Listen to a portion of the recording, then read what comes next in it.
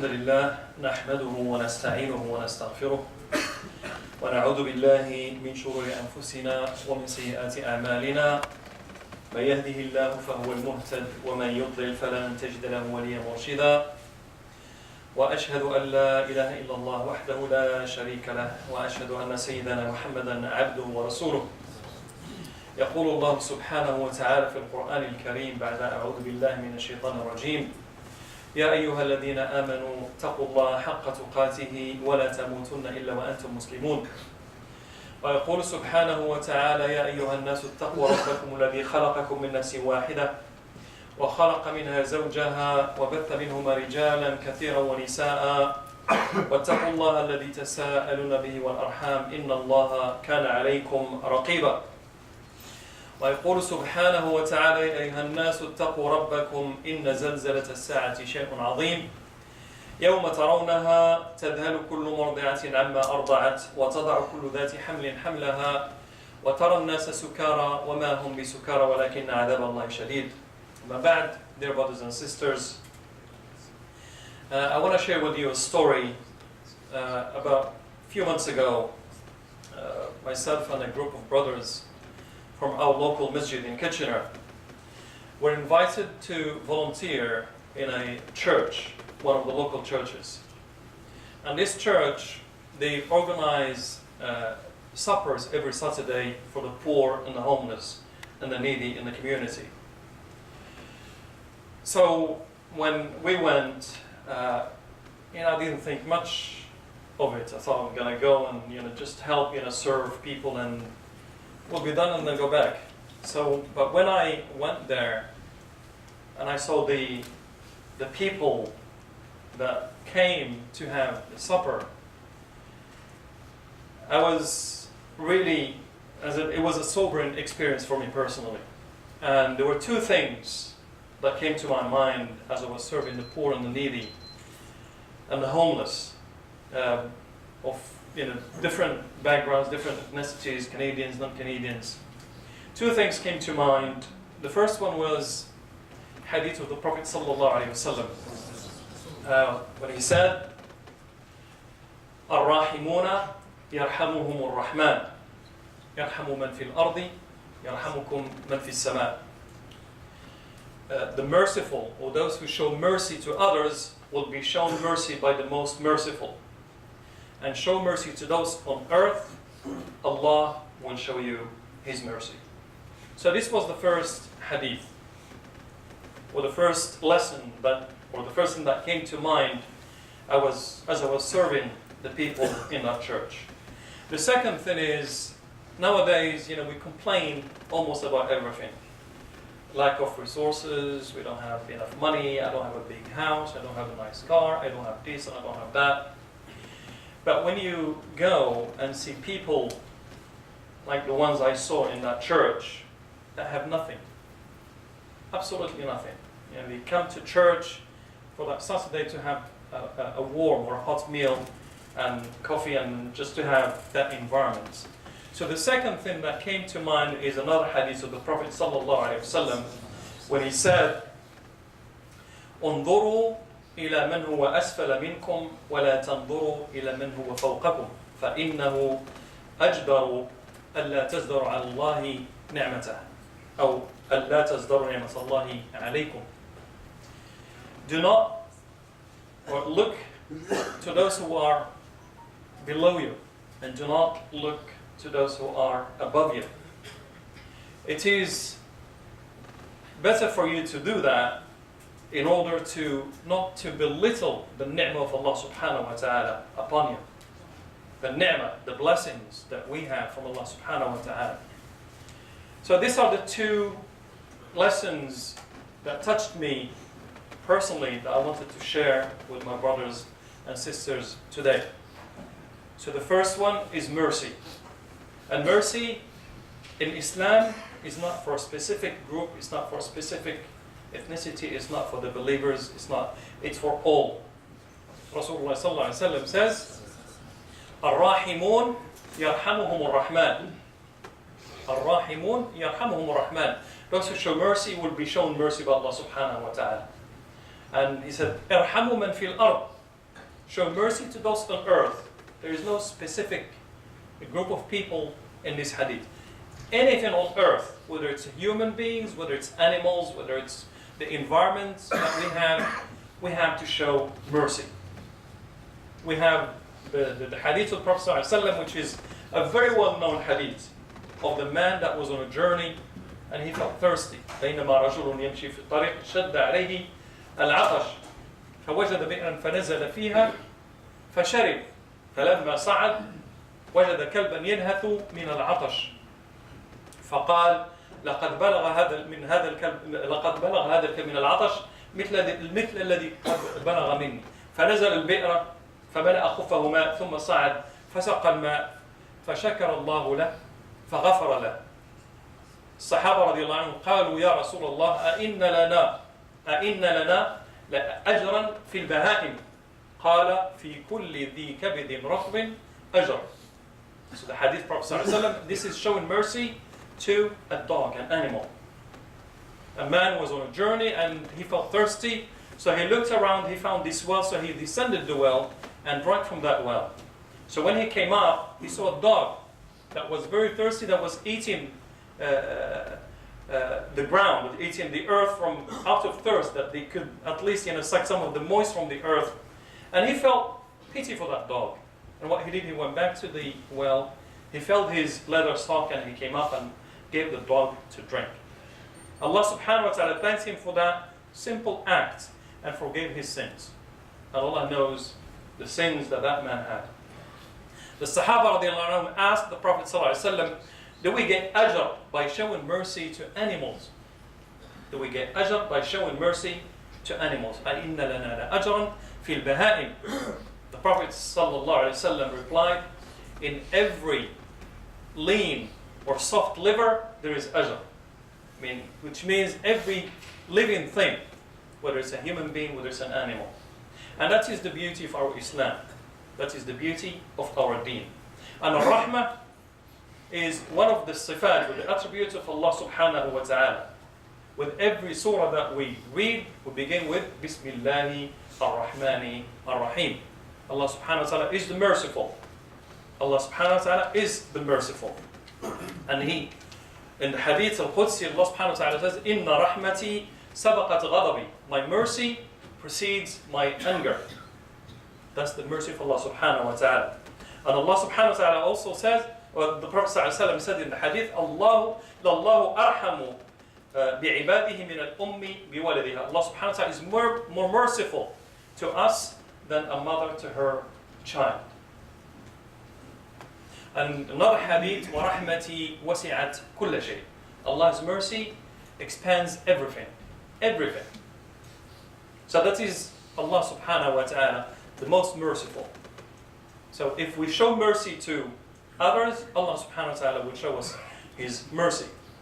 And the Prophet sallallahu alaihi wasallam, Allah subhanahu wa ta'ala says in the Quran, وَمَا أَرْسَلْنَاكَ إِلَّا رَحْمَةً لِلْعَالَمِينَ. We sent you but a mercy to all. عالمين, all. And in Surah At-Tawbah, لَقَدْ جَاءَكُمْ رَسُولٌ مِنْ أَنفُسِكُمْ عَزِيزٌ عَلَيْهِ مَا عَنِتُّمْ حَرِيصٌ عَلَيْكُمْ بِالْمُؤْمِنِينَ رَءُوفٌ رَحِيمٌ. Allah subhanahu wa ta'ala in Surah At-Tawbah says that we have sent you a prophet or messenger who عَزِيزٌ عَلَيْهِ مَا عَنِتُّمْ. It pains him the hardships that the Muslims or the believers go through. بِالْمُؤْمِنِينَ رَءُوفٌ رَحِيمٌ. With the believers, He is Ra'uf and Rahim, which means lenient and merciful. And also, Ar-Rahmah, again, the Prophet ﷺ says, لَا يَرْحَمُ اللَّهُ مَنْ لَا يَرْحَمُ النَّاسِ. Those who do not show mercy to people, Allah subhanahu wa ta'ala will not show them mercy. So this is the first lesson, is that we have to show mercy to all, to everybody. Muslims, non-Muslims, animals, the environments that we live in, and we have to show mercy that Allah subhanahu wa ta'ala can show us His mercy. So the second lesson that I mentioned is that when we're lacking things, or we're going through hardships, or we have a lack of resources, we should not complain and we should not be angry, because there are a lot of people who have a lot less than what we have, and they still, they don't complain as much. And this is the second lesson, which is again based on the hadith of Prophet ﷺ when he said, انظروا إلى من هو أسفل منكم ولا تنظروا إلى من هو فوقكم فإنه أجدر ألا تزدروا على نعمة الله عليكم. So when, like an experience like this, when you go outside in the community and see the poor and the needy, go to like this church that I went to, or the food banks, and you see the people, the kind of things that they are getting, then you realize that the blessings that you have far exceeds what a lot of people have. And it is also when we do that, as the Prophet ﷺ says, we belittle the blessing of Allah subhanahu wa ta'ala. We belittle the blessing or the blessings of Allah subhanahu wa ta'ala. And Allah subhanahu wa ta'ala says, وَإِن تَعُدُّوا نِعْمَةَ اللَّهِ لَا تُحْصَى. If you try to count Allah's blessings upon you, you will not be able to count them. And blessings is not only materialistic things like money and wealth and status and houses and cars. وَفِي أَنفُسِكُمْ أَفَلَا تُبْصِرُونَ. Just in ourselves, the blessings that we have, to have health, to have eyesight, to have hearing, to have limbs, to have... A lot of people don't have that. Just go to hospitals, for instance, and see how the sick... when you look at that, then you realize the blessings that Allah subhanahu wa ta'ala has blessed us with.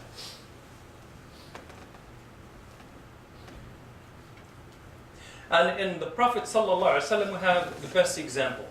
Rasulullah sallallahu alaihi wasallam, who was the messenger of Allah subhanahu wa ta'ala. Allah subhanahu wa ta'ala, in the Quran, he mentioned the Prophet sallallahu alaihi wasallam on many. وَإِنَّكَ لَعَلَى خُلُقٍ عَظِيمٍ. The Prophet sallallahu alaihi wasallam was the best of creations. He had the best of character. And he was the messenger of Allah subhanahu wa ta'ala. This is talking about the Prophet sallallahu alaihi wasallam, who used to get the message from Allah subhanahu wa ta'ala, wahi min as-sama'. Yet when we look at his life, it was a very modest and a very humble life. Very modest and very humble. He did not indulge in dunya, in life. And we find in the seerah of the Prophet ﷺ that he didn't even had enough of barley bread, the Prophet ﷺ. And he used to sleep rough on the al-hasir. This is the Prophet ﷺ. And one day Umar ibn Khattab came and he saw him sleeping, and the rug that he was sleeping on left a mark on his body. And Umar ibn Khattab felt sorry for the Prophet ﷺ, and he said, Ya Rasulullah, تنام على الحصير وكسرى وقيصر, they sleep in palaces. You sleep in rough, and the kings of Rome and the kings of Persia, they sleep in palaces. And the Prophet ﷺ's reply said, أفلا ترضى أن تكون لهم الدنيا وتكون لنا الآخرة. Are you not satisfied that they have this dunya and we have the akhirah? And akhirah is our ultimate goal. Is our ultimate goal.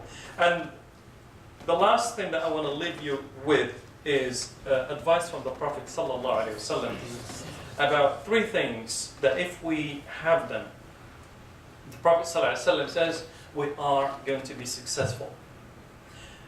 He sallallahu alaihi wasallam says, قد أفلح. And this is, he will be or she will be successful. This is al-falah in the language of Islam, or the advice of the Prophet sallallahu alaihi wasallam. And he said, "Man aslama," those who submit to Allah subhanahu wa ta'ala. Those who submit to Allah subhanahu wa ta'ala. وَرُزِقَ كَفَافًا. If you're given enough to get by. رُزِقَ كَفَافًا وَقَنَّعَهُ اللَّهُ بِمَا آتَاهُ. And Allah subhanahu wa ta'ala has given him qana'a. He or she is satisfied with that which Allah subhanahu wa ta'ala has blessed them with. أقول قولي هذا واستغفر الله لي ولكم إنه هو الغفور الرحيم.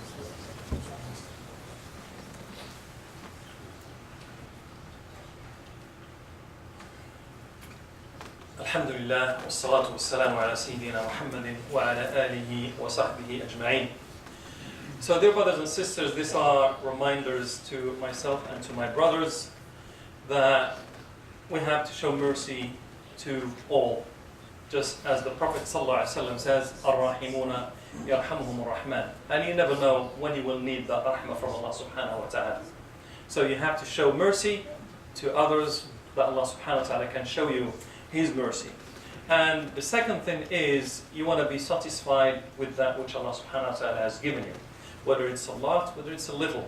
If it's a lot, وَابْتَغِ فِي مَا أَتَكَ اللَّهُ الدَّارَ الْآخِرَةَ وَلَا تَنْصَرَ نَصِيبَكَ مِنَ الدُّنْيا. If Allah subhanahu wa ta'ala blessed you with wealth and blessed you with money, don't forget your part in the dunya, but you have to prepare for the akhirah by spending of the wealth that Allah subhanahu wa ta'ala blessed you with.